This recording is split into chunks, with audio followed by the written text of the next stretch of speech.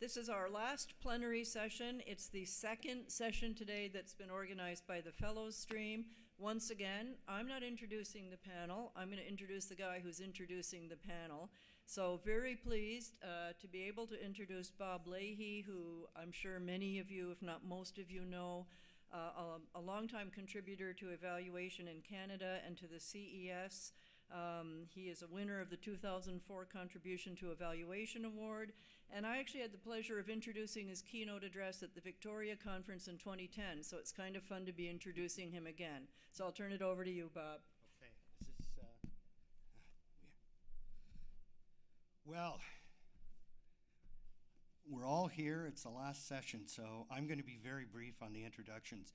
You've met the two new fellows on the block. We have Gail Barrington and Francois Dumaine.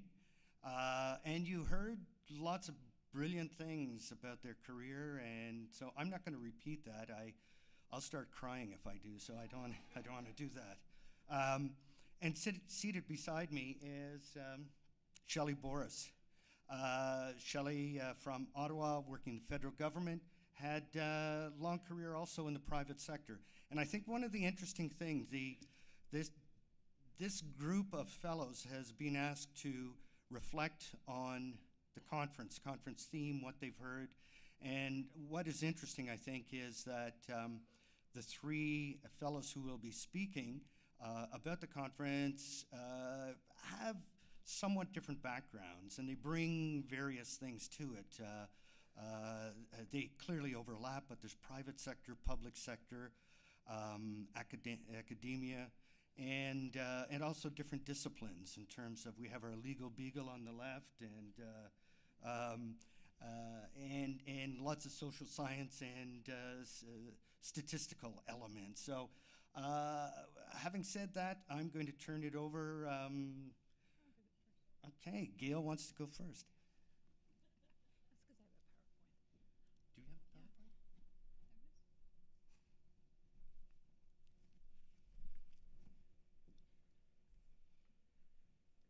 Hi, everybody.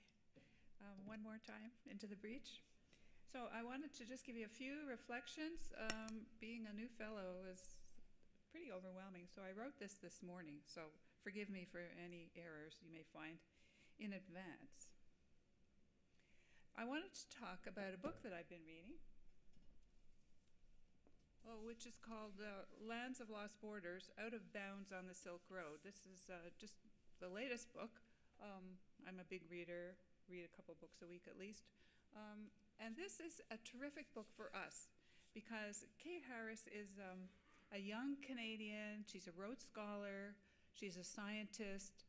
She's an explorer, and she's a natural philosopher, and she's a beautiful writer. So I really recommend this book. And who doesn't want to cycle on the Silk Road? I mean, you know, what kind of a fabulous challenge that would be. And one of her areas of fascination that she was really exploring has to do with boundaries, borders, fences.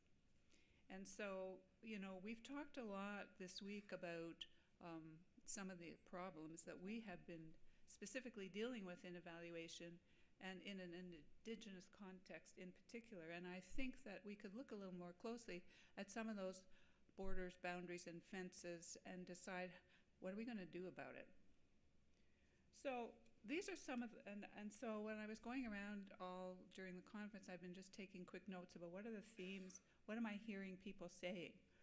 And these words came up over and over: trauma, colonization, cultural repression, and the fact that there's limited impact in terms of the work that we're doing in order to make change. So this is my own view, but I do see that these are some of the barriers and the fences that we have to get over one way or another. And one of the funny things that Kate said in her book was she used to belong to the Pony Club. She was from Ontario, and she was learning to ride. And the riding instructor would say, just throw your heart over the fence, and hopefully the horse and saddle will follow. So I think we need to throw our heart over the fence, and the rest will follow as well. It's a great metaphor. So what are the issues that are facing us as evaluators right now? And I've got about 4 or 5 of them, I think. One of them is our language. And we talk to each other so nicely, but other people don't have a clue of what we mean by what, we're talking about when we say social innovation. Well, what does that mean? Evaluative thinking, I still don't know what it is. Capacity building has such a nice ring to it, but yeah, what is it? How about paradigm? I love this word. Paradigm it's a great word, but no clue what a paradigm shift is. Well, that's even more complicated. And power and privilege. Okay, easy on the surface, but really difficult to unpack. What are we talking about? And of course, context is really important. And then the last one is evidence. We're all into evidence-based everything, but what do we mean by evidence? So these are our sort of catchwords. We use this terminology all the time. Michael Patton at one point said that evaluators are like magpies. Any shiny object is a good thing. So we have to get over this. Okay, so here's a second issue, and it has to do with control. And let me ask you this question. Put your hand up if you say yes. Do you feel in control when you're doing an evaluation? Put your hand up. Oh. I'll talk to you after. Okay, what is in our control and what is beyond our control? Well, a lot, I think, but is there a third option? And so what I'm suggesting is that binary thinking, in or out of control, isn't even a useful way of thinking. I don't think binary thinking works, good, bad, right, wrong, pain, pleasure, yes, no, pre-post as a possibility of, there's binary thinking for you. And yet there's got to be third options all over the place if we look a little more creatively. And I think that is where our solutions lie. Okay. So some solutions, first of all, I think we need a broader canvas. The old book, Getting to Yes, by Ury and Fisher, one of their negotiation tactics always was, make the pie bigger. Okay, so make the canvas bigger. And now we're talking about human and natural systems. And there have been some very interesting discussions and presentations about that this week. Certainly Andy Rowe is our champion. Talking about cultural capital, and Nan Hanna, Nan, is definitely somebody that is a champion for cultural capital and the value of cultural validity. And I think that she spoke so eloquently this week. And Kate McKeag talked about interconnectedness and the importance we have to recognize it. Nikki Bowman talked about openness, and she said, maybe it was her elder who said, everything is a teacher if you are open and aware. And we've also talked a bit about fear this week, and so if we're afraid, we're not open. Okay, so I think we have to deal with those challenges of fear first, and then relax a little bit, and then we can start to breathe, and then maybe we can be a little more open as well. Larry talked about reciprocity and how important that is. It's a two-way street, and so it's up to us to find those paths that go both ways. Martha Brown was talking about restorative justice. She was talking about safe spaces. Where are safe spaces? Where we can feel that it is okay to say the truth. So all in all, trust is a very big area where we need to work more. Certainly, my colleague and my client and I just gave a presentation in the last hour, and we were talking about trust and how, as our team was an adaptive system, we were trusting each other, and so we were able to do so much more in that specific evaluation because it was an environment of trust. So here's another immediate solution. We need to have shared language. So often we think we know what we're talking about. Do you ever stop to check and say, okay, so what do you mean by colonization? Or what do you mean by cultural capital? what do I mean by it? And let's sit down and make sure that we actually meet in terms of our interpretations and our assumptions. And Michael Obrecht did an interesting session on simplicity. I don't know if any of you were at his Ignite session, but let's not talk about complexity anymore. Like, it's not getting us anywhere. It's making us upset, okay? Let's talk about simplicity instead and see if it's a more helpful concept. And of course, we need self-reflection. I'm a big proponent of that. I saw a nice session Kate McBride and Robin McLean did talking about the need for reflection.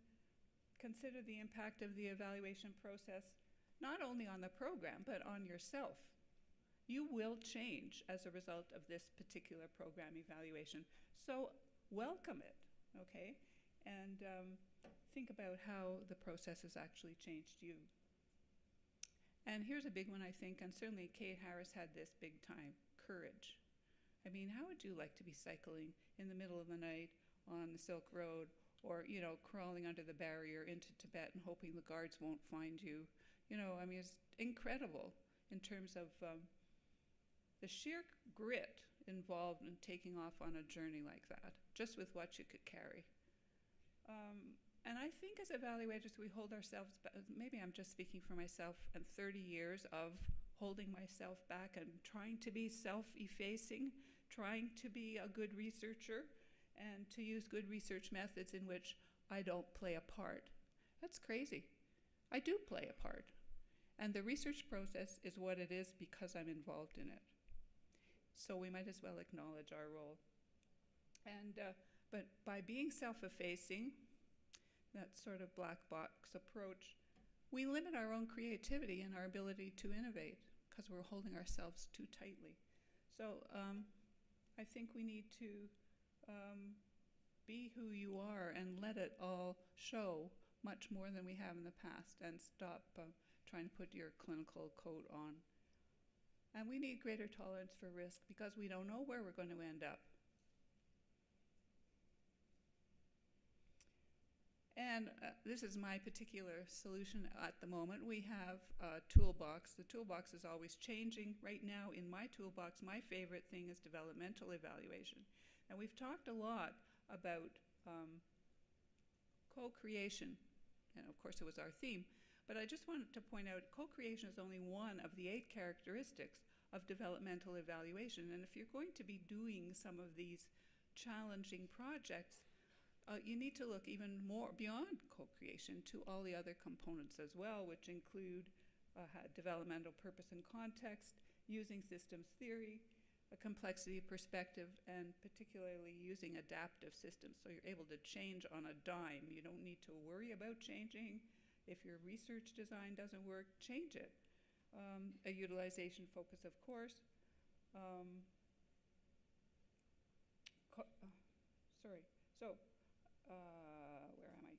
Co-creation, evaluation, rigor. We're going to do what we do well. It's going to be a very good evaluation, but it may not be the evaluation you thought it was going to be when it started. And so I think you can be flexible and rigorous at the same time. And then finally, timely feedback, of course.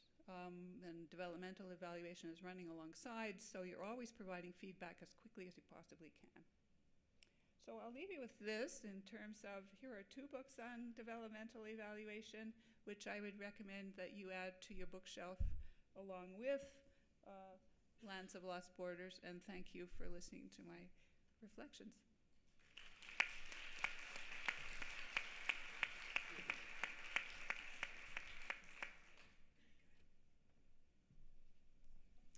So the new fellow has shown me up, coming in with a PowerPoint.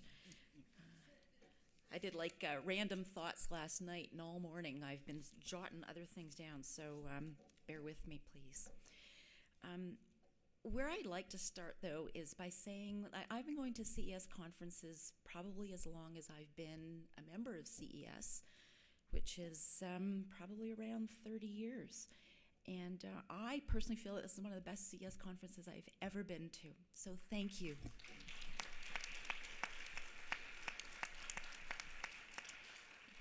I also learned something really important that I'm going to be carrying forward from this day on. I am always going to pretend, no matter what I'm going into, that I will have to speak at the end of whatever the meeting is, or the conference, or the workshop, and therefore I've got to take really good notes. Not only that, but I need to reflect on what they mean. Because preparing for this session started the moment I walked into the conference 3 days ago, and it's been a constant processing of what am I hearing, and what does it mean, and how do I tie it together. And maybe I'm like a lazy conference attender. I don't usually do that much work. But I feel like I'm coming away a lot more intellectually fulfilled, and I think my practice will be improved as a result of this. So I recommend this to all of you. Pretend you're all on that closing plenary, and you need to come up with something. I have felt a buzz at this conference that makes me feel even more optimistic about the future of evaluation than I ever have. And people who know me know that I'm a Pollyanna about evaluation. So for me to feel that buzz and feel even more optimistic is really saying something. I feel like the conversations that we've had over the last few days are really reflecting a new maturity in our profession. Our conferences all used to be about, survey methodology. How do you run a focus group? What's the best way to pare 15 evaluation questions down to 5? Like, they were all method focused, and we never stepped back to think about what is our role in this, and what is the impact of the work that we're doing on the broader environment. And this conference in particular, I feel that we've all been engaging in really reflective thinking about what it is that we do and what our responsibility is to do it appropriately and respectfully. So the conversations about, establishing respectful partnerships and relationships and focusing on real utilization have just been a magnificent signal to me that we are moving into a new age. Evaluation finally coming into its own, which is great, because we had about 20 years worth of evaluation that were all about wither evaluation, what's going to happen to us. That's not the issue anymore. Now the issue is we're here, and we're big. And now I can't remember the word. I was just in a session where no one could remember what Jane's word was. Subversive. Thanks. Ultimately, through the 30 years of conferences, we've all been focused on really the same thing. How do we get the right information to the right people at the right time? That's fundamentally what our core function is. Getting the story right has been something new that has been creeping into our thinking about it. But the nature of our conversation is really shifting. And I feel that really what it does is it's representing that we've lifted our heads up. So we're no longer just focused on our books and being like these diligent academic. I didn't mean to say that. But being like very diligent methods focused in our evaluations, and we're lifting our heads up to be part of the society that we do our work in. So I'm just really charged. I've been very struck during this conference about the conversations about appropriately engaging in evaluation in an Indigenous context. I've been struck as well by the realization that education and awareness of this context is my issue, and it's my responsibility. And I'm encouraged by the call to work towards a system in which Indigenous-led evaluation is what we're all aspiring to do.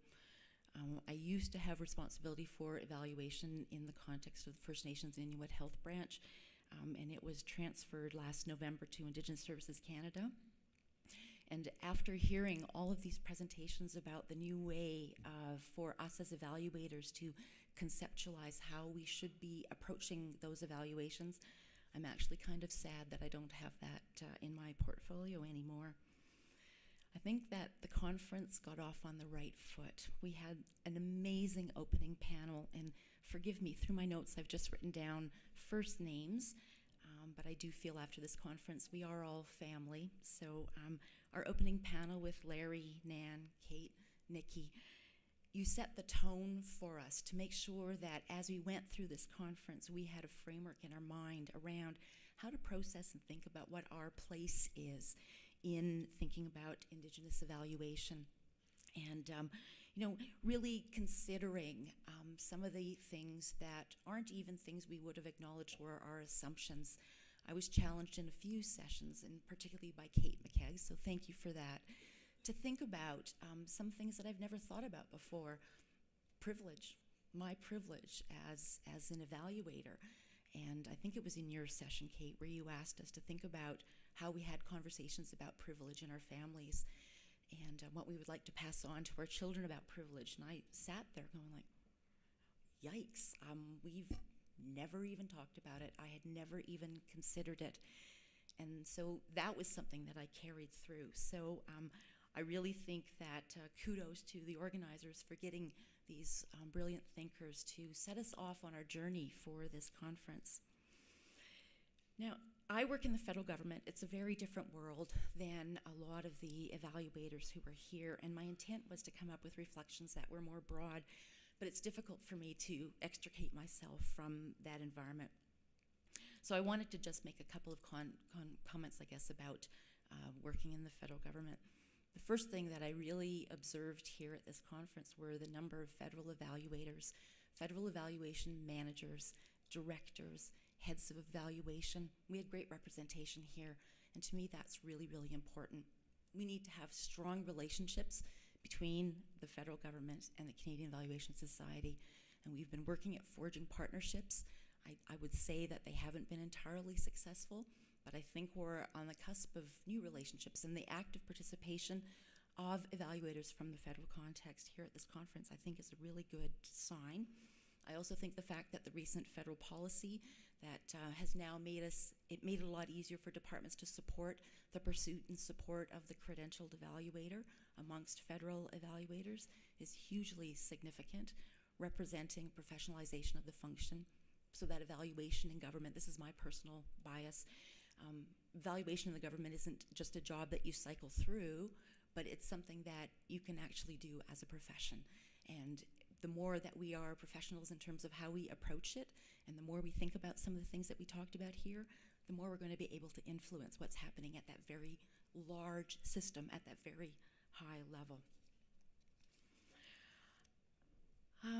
So I really think that, I feel, and I said this already, that we're on the cusp of realizing the full potential for evaluation, and particularly in the federal context where we now have flexibilities that we've never had or we haven't had for a long time to make sure that what we're doing is responding to issues that need responding to, and that we're providing the right kind of information at the right time.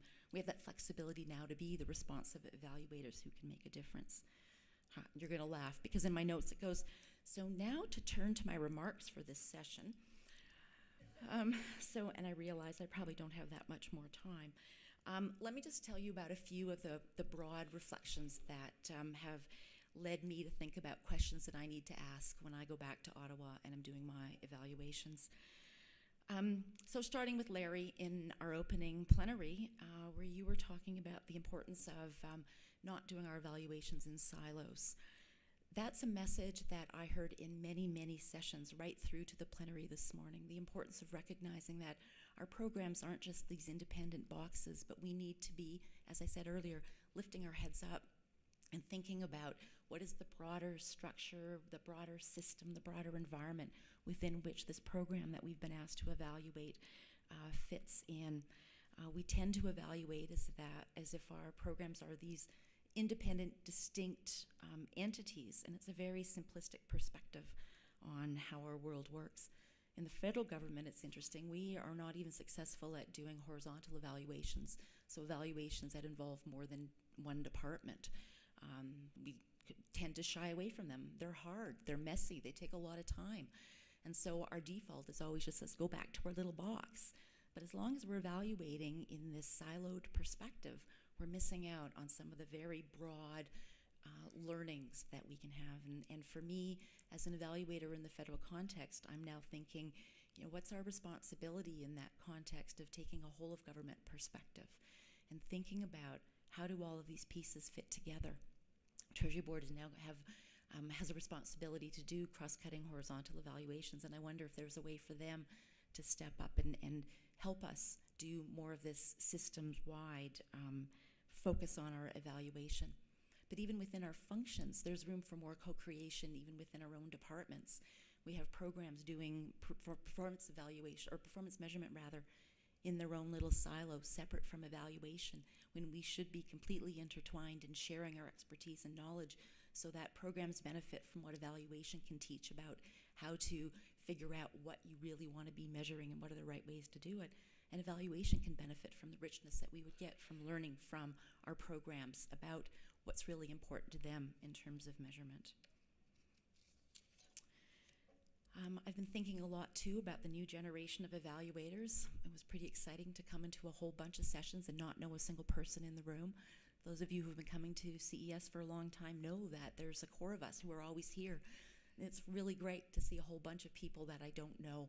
I've had a chance to meet a lot of you, and it's really great. But part of it is I've felt a little bit overwhelmed about what the responsibility is of those of us who have been around for a long time, who teach the workshops and who do a lot of presentations and who mentor and coach young evaluators as they come into the profession.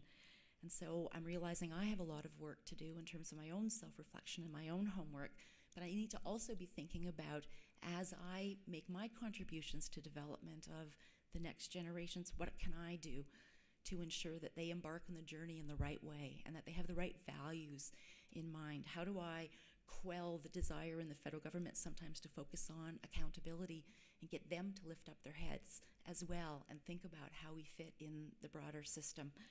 So, and of course, here's my little side note. Reflecting on Nan's comments about the Maori the Maori Evaluation Association, and thinking about, do we have a need for an Indigenous association in Canada? How do we make sure that we're developing our citizens so that we are in a place where we are able to have Indigenous-led evaluation? Okay, let me just quickly skim. I already talked about privilege. I've really come away from this realizing that I have a lot of homework and personal work to do, my personal evaluation paradigm shift, as Nan put it.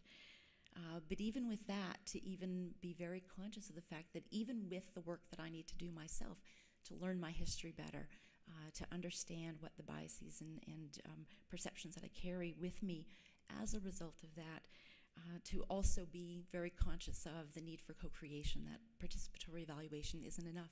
It doesn't take us far enough in terms of what we need to do. So a lot of rethinking, I think, need to do about that. Another one, 2 more minutes? 1 more minute, great. Lots of sessions talked about, and of course in the context of co-creation about collaboration. And I've realized in reflecting on that a lot of us do what we call collaboration, but it's not real collaboration. And many of the sessions, as they talked about what collaboration really means, made me realize that we don't incorporate enough of that, I don't think, in the evaluations that we do, at least in the federal context. One session that I was in, suddenly I was hit by this flash. We talk a lot to the program owners when we're designing our evaluations about what is the information that you would like to have about your program. And we pride ourselves for being very collaborative as we design and carry out our evaluations. But we don't consult with recipients. We don't consult with stakeholders. We don't consult with rights holders as we're designing our evaluations around what are the real questions that should be brought to bear in the evaluation at the beginning. So even if we engage through the evaluation, we've missed a huge opportunity to co-create really meaningful evaluations that would bring in all of those perspectives. I've got a whole bunch of notes here around things in my mind that I'm going to be struggling with. How do I find the right balance? How do I find the right balance between my accountabilities to senior management, which in the federal context, that's really our mandate, is giving information to senior decision makers. But how do I do that and still add value to program managers and Canadians, recipients of federal government programs and services? How do I find the balance between co-creation and collaboration and the need to deliver timely, relevant information? because to do collaboration and co-creation right takes longer. It's important to do, but I've got people breathing down my neck for timely delivery. How do I do that? How do I balance between the results chain that I'm supposed to be looking at and the focus on everything, as Andrea Lisa pointed out, that's above and below the results chain that we're looking at in the federal context? How do I find that balance? How do we move to a real co-creation environment in a federal government context where change is slow, structures are heavy, policies are thick? It's a real challenge to think about how we move forward. So I just wanted to close by, this conference has really made me reflect on the importance of our role as storytellers and the importance of making sure that those stories that we're bringing forward have benefited from reflection with all of the individuals whose stories they are, and not just that one slice that we very easily fall into just focusing on. I feel that that's the most important issue that we have moving forward, is getting that story out there and getting it right. So I feel like this conference has armed us with lots of food for thought, and I'm very thankful to have been a part of this. Thank you.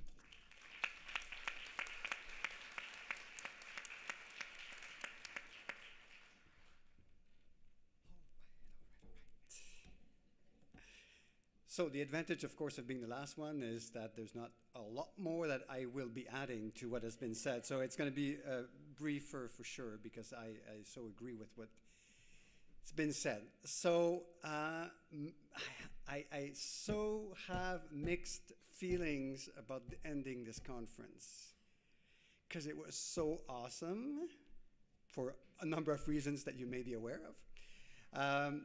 It was an amazing conference. I will, of course, always remember this conference, but I am so scared of leaving this place because I am overwhelmed by the responsibility that I have to take on.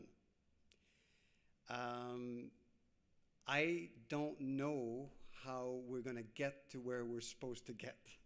And so I don't have the answer, and I want to leave you with questions, not with answers for sure. But before I go to the more fundamental and scary part, I have to say that the panel of mayors, for me, was so awesome, because when I saw that on the program, I thought, what? Mayors? Like, what do they know about evaluation? And like what? And so I was so curious about, and the one thing that I absolutely loved about the panel is how free they were when they were talking about evaluation. Like, I kept saying, no, this is not evaluation. No, this is not evaluation. No, I think he's talking about, that study. Oh, no, that's the study, an environment study. And I kept saying to myself, stop saying that. These mayors are saying to you, we need information to make good decisions. And your job is to bring that. Sometimes some of that information they were referring to may not be the evaluation that I do work on a day-to-day basis, but it doesn't change anything to the fundamental message.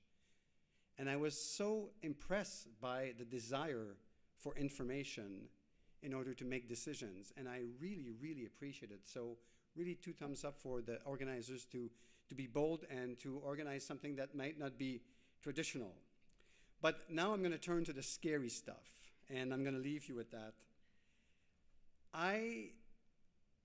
We're not talking about adjusting evaluation or methods or that much. We're talking about bringing forward different worldviews. And I'm like, wow, this is, and I kept thinking to myself, well, it's a big thing. So I'm gonna contribute to that, but it's gonna take, more generations of evaluators until we, and people in general, like the movement to different worldviews. So at one point you kind of just say, yeah, you're just going to have to do a part in this, but this is a long-term journey. And there's a few things that I will kind of be hunted by when I leave here. There was a session on Indigenous knowledge, and the presenter said, we want the ability to answer our own questions. I don't know if you understand how big that is in the evaluation world, what it means in terms of relationship and power balance. Because at this point, I don't think you would be answering your own questions if you were to meet the requirements of evaluation and, you know, and often in the context that we work anyways. I mean, it is huge to say that. And it is so right, but it is so big as a commitment. And as if that was not enough, the panel came up this morning.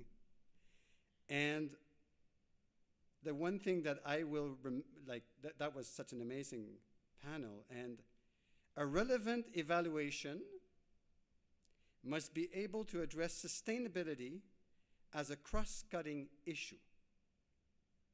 If I don't address that, my evaluation is, therefore, I'm so logical, not relevant. Whoa, this is huge. This is big. I mean, I understand what this panel was saying, but I'm a practitioner and I'm scared. Because now, what do I do with that? Now that they told me, I don't think I can manage that knowledge now. I mean, it's just so, now that I know, I can't turn back. And I have to think about how I'm going to possibly do this. So, this is a big, big challenge that we're facing now, because when we're going to be back in the office tomorrow, with dealing with emails and meetings and this and that, and you know, it's going to be, you know, thank God there's a next CES conference in a year from now, so we got to survive until the next one. But you know, we are challenged now by these different worldviews, especially when it came to indigenous knowledge and sustainability. And so I definitely take that back with me. And the one thing that I also want to really acknowledge, because it's so obvious that sometimes we take it for granted, is that we absolutely need the kind of space that we have here and also during the year in other events that are organized by CES chapters and national, to really ensure that we get a chance to come together and be exposed to these different views. And so this is especially important as we are engaging in these bigger issues. And we have to recognize that doing evaluation differently is not going to be done overnight. It's a long-term process, and we just got to keep at it. We're going to move the needle a little bit at a time, but we have to keep moving it. Like I kind of forget when I go back that there's different ways to do evaluation until I come back to the CS conference, and then I'm facing developmental evaluation, which I've not really been involved in that much. Well, not at all, actually. So I look at this and I look at other different models that were discussed, and I'm thinking, yes, you can do it differently. And we have to, of course, we are aware that these models exist, but until we have people who are involved in either studying the model or practicing the model, then you know it's hard to really understand how we can include that in our own practice.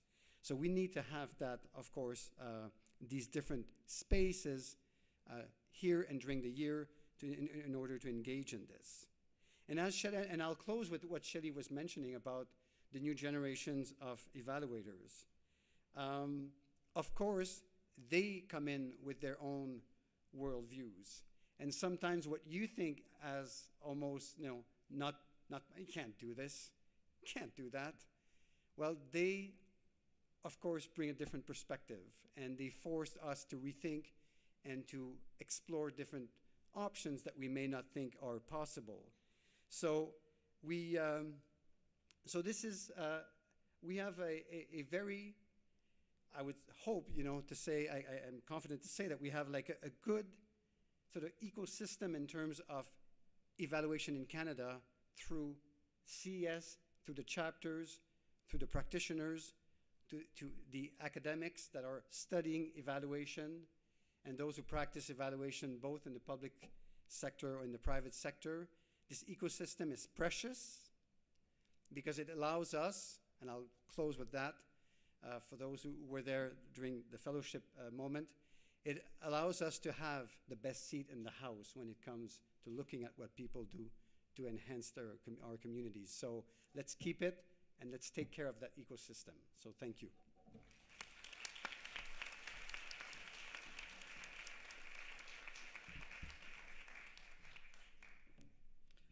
That was great, all three of you. Terrific. I had a moment when I arrived, similar to yours, I think. Actually, Shelley and I were on the same flight. I had to get up at 3:30 in the morning Saturday to arrive. And when I got to the hotel, a young lady opened the door for me, and so I thanked her, and she said, "Well, we always respect our elders." And I thought, I don't know if this is age-related. I'm not sure if I like this.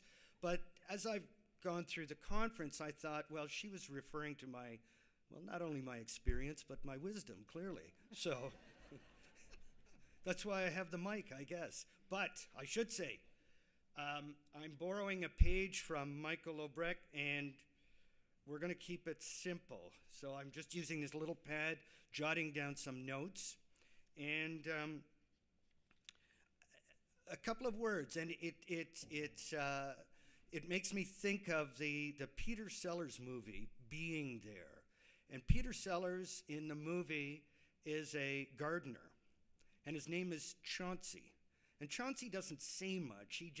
He speaks in very short phrases, but everyone thinks he's brilliant. So I'm going to, and they call him Chauncey Gardner. So I'm going to borrow a page not only from Michael Obrecht, but from Chauncey Gardner. And I've been asked to provide some kind of I don't know if it's an overview of these three speakers. They all stand on their own, but it's a reflection from an elder. And I'm summing it up in 3 words. And the first word, the 3 words are respect, learning, and community. And the first word, respect, Shelley spoke, made reference in talking about respect, respectful relations, responsible relations, and that's a theme I think that came through in spades. You know, they say if you want to get to know your country better, the best way is to leave it. And then when you come back, you're actually going to better understand your own country. And the last 14 years, I've done a lot of international travel, a lot of work in other countries. And I really do believe that. I have terrific respect for Canada, Canadians. And one of the funny things is that Canadians, the brunt of jokes about Canadians relates to the fact that we're so respectful, we're kind of boring. At least that's the view. Well, if that's the worst you could say, terrific. But I think you also learn something about your own evaluation community by working in other countries. And we've got a terrific evaluation community in Canada, not just CES, but CES serves as a huge part of our roots. So respect is a key. The learning came up in lots of different ways, and again, you've all touched on that. But some of the things you were mentioning, Francois, this morning, as I listened to the plenary, I thought, you know, they're bang on. We have lots of questions. We got to work on the answers. We've got to work on solutions. And they're talking about methods. And in the notion of methods, I think means that we all have to continue to be critical thinkers, and in such a way that, you know, quite frankly, it's our lifeblood. The reason I've stayed in this game so long is because the juices flow every time there's a huge challenge. I love it. And that brings us to community, because community is the word passion comes in, I think, right up front. And I'm not talking about myself, I'm talking about everyone. And I think the illustration of the passion and the importance of community is reflected in the awards lunch yesterday. Our induction of our 2 new fellows, but all the other award winners. The speeches that were made and the tears that were being shed, or at least being hidden, is really quite phenomenal. And I think that as a community, we are important in terms of our networking. We are important in terms of our professional development, but we are important really to ensure that the community word is strongly correlated with the respect word and the learning word, and they all blend together. Last thought, and it really comes from Kate and Nan. I wish I had my guitar here. I could finish off with a little song. If we had a campfire, I could probably do it even better. But I thought the speakers were all terrific. The plenaries were great. So thank you so much to the organizers. You guys did a terrific job.